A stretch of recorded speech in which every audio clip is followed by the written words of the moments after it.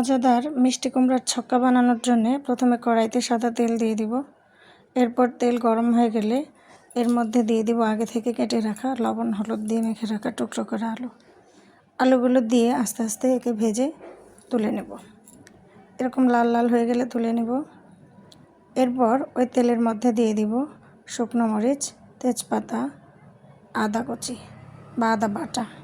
এরপর এগুলোকে নেড়ে চেড়ে লাল হয়ে এলে এর মধ্যে দিয়ে দিব পাঁচফোড়ন দেওয়ার পরেতে দিয়ে দিব চীনাবাদাম দিয়ে ভালোভাবে নেড়ে বাদামগুলো ভাজা ভাজা হয়ে এলে এর মধ্যে দিয়ে দিব আগে থেকে কেটে রাখা মিষ্টি কুমড়ার টুকরাগুলো দিয়ে ভালোভাবে নেড়ে এর মধ্যে দিয়ে দিব পরিমাণ মতো লবণ, পরিমাণ মতো হলুদের গুঁড়ো, দিয়ে দিব কাঁচা পাকা রঙের কাঁচামরিচ এবং সামান্য জল দিয়ে নেড়ে ঢেকে দেব।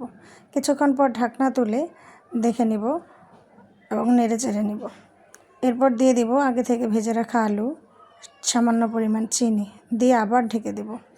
কিছুক্ষণ পর আবার ঢাকনা তুলে দেখে নেব যেটা সেদ্ধ হয়েছে কিনা।